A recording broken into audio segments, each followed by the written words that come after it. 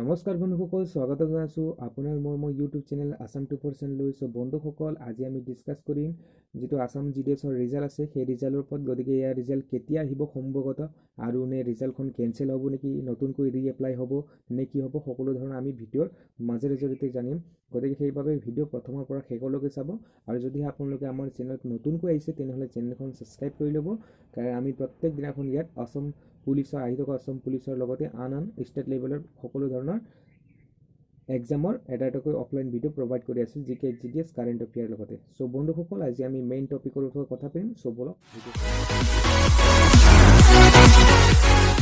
যিহেতু আপোনালোকে আজি ভিডিঅ'টো ইতিমধ্যে থাম্বনেইলৰ বিষয়ে জৰিয়তে জানিছে যে আজি আমি কিহৰ বিষয়ে আলোচনা কৰিম। গতিকে আমি আজি আসাম GDSৰ কিছুমান গুৰুত্বপূৰ্ণ প্ৰশ্নৰ বিষয়ে আলোচনা কৰিম, কাৰণ আসাম GDSৰ ৰিজাল্টক লৈ বৰ্তমান সময়ত অসমৰ প্ৰত্যেকজন GDSত এপ্লাই কৰা কেণ্ডিডেটৰ মনত এতিয়া বিভিন্ন ধৰণৰ প্ৰশ্ন উঠিছে, যিহেতু তাৰ বাবে মই কিছুমান প্ৰশ্ন আৰু উত্তৰ আমি আলোচনা কৰিম আজি আমাৰ ভিডিঅ'ৰ জৰিয়তে। চ' ভিডিঅ'খন প্ৰথমৰ পৰা শেষলৈকে চাব।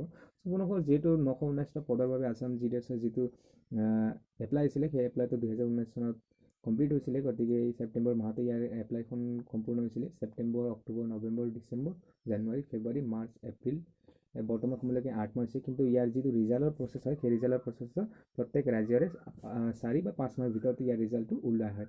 কিন্তু বৰ্তমান সময়ত যিহেতু অসমত নহয় ভাৰতবৰ্ষৰ সমগ্ৰ বিশ্বতে যিটো কৰোণা ভাইৰাছ চলি আছে, সেই কৰোণা ভাইৰাছৰ বাবে বৰ্তমান ইয়াৰ 50% কি আছে, ৰিজাল্টৰ ওপৰত কিছু ধৰণৰ ইফেক্ট পৰিছে। গতিকে মেইন ইফেক্টটো কি হ'ল যে বৰ্তমান সময়ত যিহেতু প্ৰত্যেকখন ৰাজ্যতে বৰ্তমান সময়ত যিহেতু লকডাউন হৈছে, গতিকে সেই লকডাউনৰ ওপৰত ভিত্তি কৰি কি হৈছে, বৰ্তমান যিটো GDSৰ ৰিজাল্ট আছে সেই ৰিজাল্টৰ যাৰ আণ্ডাৰ প্ৰচেছ আছিল, ৱেষ্ট বেংগলে হওক বা আসামৰ হওক, সেই ৰিজাল্টসমূহ ইতিমধ্যে ওলোৱা হৈছে আৰু তাৰ PDFও কৰাইছে। কিন্তু কি কৰাইছে, বৰ্তমান সময়ত ইয়াক মুকলি কৰা হোৱা নাই ৱেবছাইটত। যিটো GDSৰ যিটো ৱেবছাইট আছে সেই ৱেবছাইটত মুকলি কৰি হোৱা নাই। কিছুদিনৰ কাৰণে ইয়াক কি কৰাইছে, পেইণ্ট কৰি ৰখা হৈছে কিছুদিনৰ কাৰণে।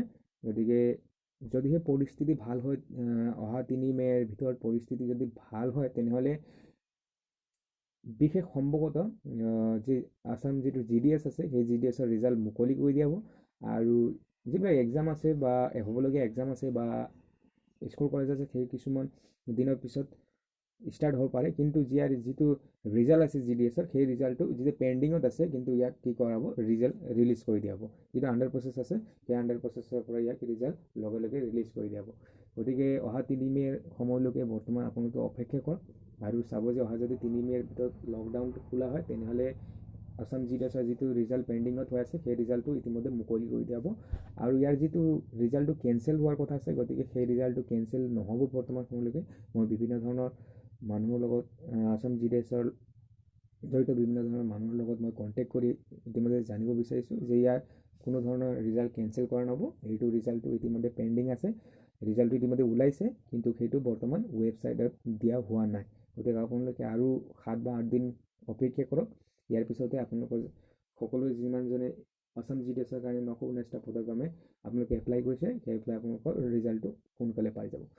চ' আৰু এটা কথা যে ইয়াৰ যিবিলাক ষ্টেটৰ ইতিমধ্যে ৰিজাল্টটো ওলাইছে, সেই ষ্টেটৰ বৰ্তমান সময়ত যিবিলাক কাম আছিলে, থাকি যোৱা কাম, যিবিলাক মানে ডকুমেণ্টছ ভেৰিফিকেশ্যন, সেইবিলাকো বৰ্তমান সময়ত কি কৰা হৈছে, কিছুমান দিনৰ কাৰণে ৰাখি দিয়া হৈছে। বৰ্তমান সময়ৰ কাৰণে কিছুদিনৰ কাৰণে ৰাখি দিয়া হৈছে। গতিকে অসমত GDS যদিহে ৰিজাল্ট ওলায় আৰু আপোনালোকৰ যদি নাম আহে, তথাপিও আপোনালোকে কিন্তু তাত জইনিং হ'ব নোৱাৰিব। কিছুদিনৰ কাৰণে আপোনালোকক কি কৰা হ'ব, ডকুমেণ্টছটো ভেৰিফিকেশ্যনটো কিছুদিনৰ কাৰণে ৰাখি দিয়া হ'ব। এনেই আপোনালোকে ঘৰতে থাকিব, আৰু যদি পৰিস্থিতি যদি 3 তাৰিখৰ পিছত ভাল হয় আৰু ৰিজাল্ট দিয়ে আৰু আপোনাৰ ৰিজাল্টটো ভাল হয়, তেনেহ'লে ডকুমেণ্টছ ভেৰিফিকেশ্যনৰ কাৰণে আপোনালোকৰ ইমেইল ID বা আপোনালোকৰ কোনো ধৰণৰ প্ৰমাণপত্ৰ GDS ফালৰ পৰা আপোনালোকৰ ডাকঘৰৰ জৰিয়তে আহি পাব। চ' আপোনালোকে নিশ্চয় থাকক যে ইয়াত কোনো ধৰণৰ GDSৰ ৰিজাল্ট কেঞ্চেল নহ'ব, আৰু সম্ভৱত অহা 3 তাৰিখৰ যদি পৰিস্থিতি ভাল হয়, তেনেহ'লে অহা 3 তাৰিখৰ পিছত, মানে সেই 3 তাৰিখৰ যিটো উইক থাকে, 10 তাৰিখৰ আগে আগে ৰিজাল্টটো আপোনালোকক সম্ভৱতঃ সকলোৱে পাই ল'ব। চ' আশা কৰোঁ আপোনালোকে সম্পূৰ্ণভাৱে বুজিছে যে GDSৰ ৰিজাল্ট কি হ'ব, কেনেকৈ আহিব, কেতিয়া আহিব। চ' আজিৰ কাৰণে ভিডিঅ'ত ইমানেই আছিলে। গতিকে আপোনাৰ কোনো ধৰণৰ টেনশ্যন ল'ব নালাগে। ময়ো GDSত এপ্লাই কৰিছোঁ, গতিকে ময়ো ৰখি আছোঁ 3 তাৰিখলৈকে। গতিকে 3 তাৰিখে যদি পৰিস্থিতি ভাল হৈ খোলে তেনেহ'লে GDSৰ ৰিপৰ্ট আপোনালোকে পাই যাব, ময়ো পাই যাম।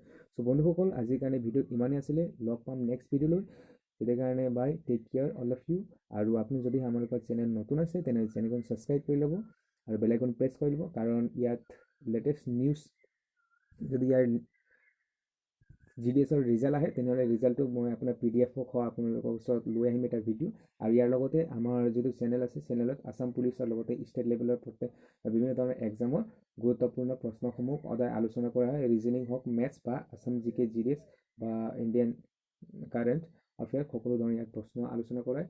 চ' ভিডিঅ'খন ছাবস্ক্ৰাইব কৰি ল'ব, চেনেলখন ছাবস্ক্ৰাইব কৰি ল'ব আৰু ভিডিঅ'খন লাইক কৰি দিব আৰু শ্বেয়াৰ কৰি দিব আপোনাৰ বন্ধুসকলৰ মাজত। চ' বন্ধুসকল, নেক্সট ভিডিঅ'লৈ লগ পাম। চ' আজিৰ কাৰণে আমাৰ আছিলে take care all of you. জয় হিন্দ, জয় ভাৰত।